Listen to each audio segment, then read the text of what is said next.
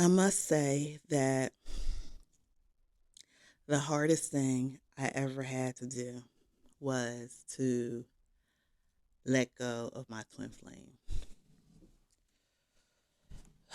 It's like the most painful thing I've ever had. Um, and I don't know if painful is the right word because I don't feel like emotional pain, but in the sense of like heartbreak. But it's a difficult thing to deal with because you see this person, you feel such a connection to them. You feel as though like you have so many shared experiences and so much in common. And the thought of just not being able to be with them is painful. And you just have this feeling of unconditional love. Like there is nothing that this person can do, or there's nothing this person has already done, good or bad, that has made me stop loving them. But you know, in your heart of hearts, you know, deep down in your soul that now is just not the right time. It's not the right circumstances. Um, it's not a situation that's conducive to have a twin flame union is what they call it. So you know that you just have to let them go so that they can continue on their journey of personal and spiritual development, because you know that you just being there is just a distraction from their gifts and their purpose. So you know you have to let them go. And you as the older twin, you know, pretty much have to be the one to take the lead in that. And it's very, very difficult because it's kind of like you live in this parallel, like this parallel universe. Like you feel for them and you feel, you know, their pain and their happiness and their sorrow. You feel these things and you want to be a part of it. But you know, deep in your heart of hearts, you can't. This is what I said to my twin. We don't want the same things, and you are married. And I didn't even tell him all the stuff I was going through. I'm going through this child support battle. Um I'm realizing that I had a yet again another narcissistic person has gotten close to me that I gotta figure out how to get rid of. Because when they start showing those fangs, and they always show their fangs eventually, it's like, oh, there's a demon, gotta slay it, gotta get rid of it. I have not on before on this channel talked about my experience with narcissistic people, but I'll say this: I have the type of personality that seems to attract them to me because I have such a light within me, and they just it's like the light in me just attracts them like a moth to a flame. And I've had several friends and a couple romantic encounters where the person is like this wonderful person at first, and then like slowly you start to see you know the inconsistencies and just that they're not good for you. And eventually they always do something where it's like, oh, yep, the fangs came out, that's an art, gotta get rid of them. And that's what happens. That's basically what happened. And I was talking about in that previous video sometimes you just gotta shut the fuck up. I just kind of realized like why some of the stuff that she was doing that night, okay, that was narcissistic behavior and I had to separate myself from it. But back to twin flame separation. It's very difficult, especially where I'm in a situation where we run in the same circles, and I know he's going through a tough divorce battle, but I know he still has feelings for the ex-wife who, based on what he has described to me, I think she was narcissistic. And I've been through a marriage with a narcissistic person and I know how that can go.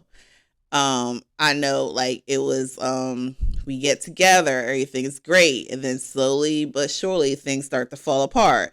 And then they just abandon you. And then you're devastated.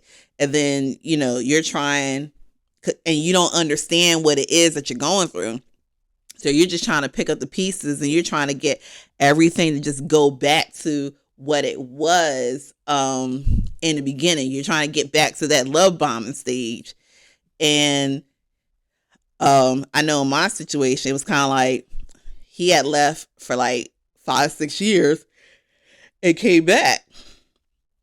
And when it came back, it was worse than the first time. It was definitely worse. You know what it's like? Let's go to a Bible verse. See if I can find it. If I can find it.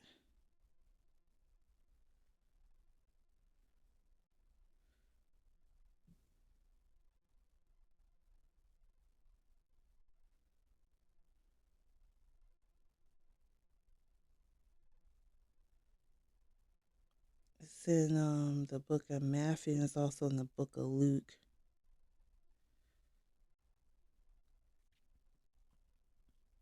If I could find it quickly. I know I have it highlighted in here somewhere.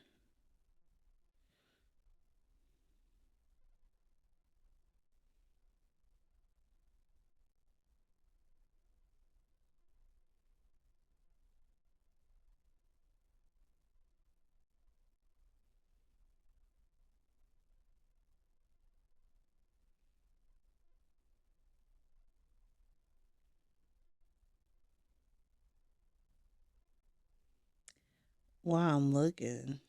Okay.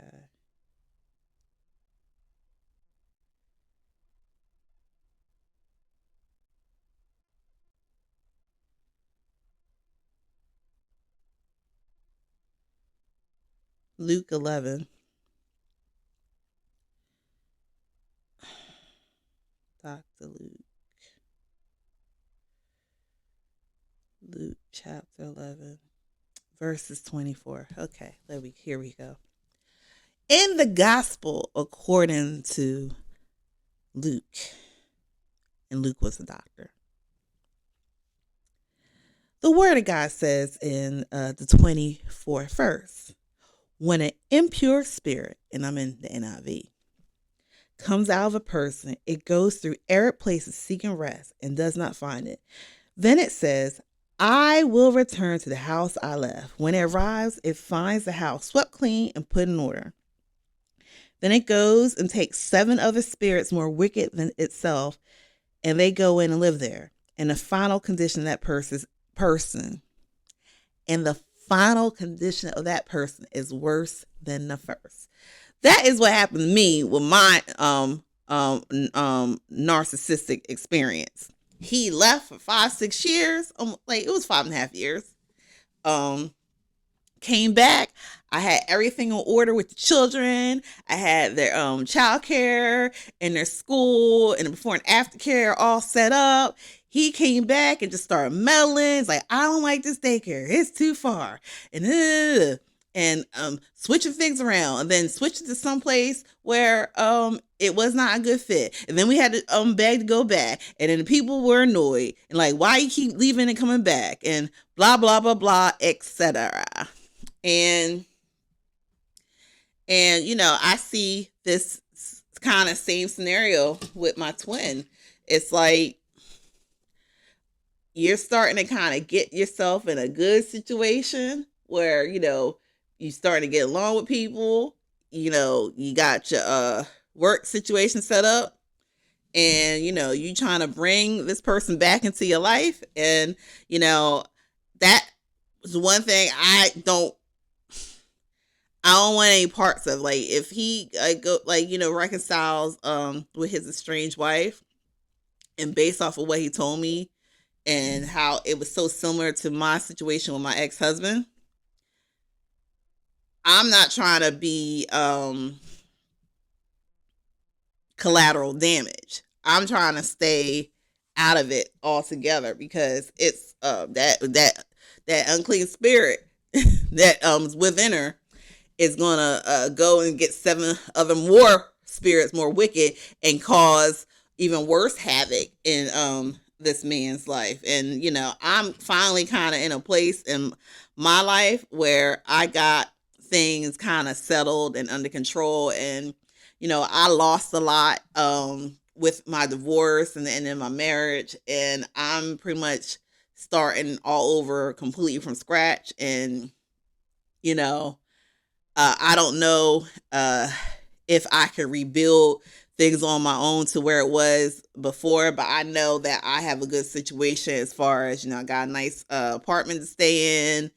I have things set up pretty well. Um, so within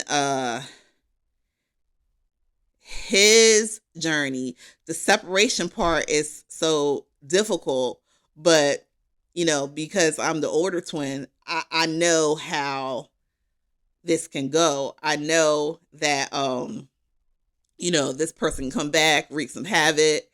I know that there are just some lessons that still have to be learned on his part, and it's not one of those situations where I can just tell him, if you do this, that, and other, this is what's going to happen. Some people got to learn through experience, and he is one of them. He has to learn through the experience. So, but it's difficult, especially you watching somebody that you care about, and you kind of been there and you done that, and what's on the horizon, and you just gotta kind of sit on the sidelines and watch, and how all of it can go. It's very difficult to do that. So that's pretty much all I have to say about this for now. If anyone else has experienced the twin flame journey and the twin flame separation, tell me about it in the comments, because this is a very different type of situation for me. And again, I'm a Christian woman, and we don't really subscribe to this new age stuff, but I can't deny the force of what is occurring in my life. I can't deny the connection I feel. I can't deny the spirit that I feel around the whole situation. So I would love to hear in the comments, or see in the comments, other experiences, and just to get some insight, really just to help me to cope.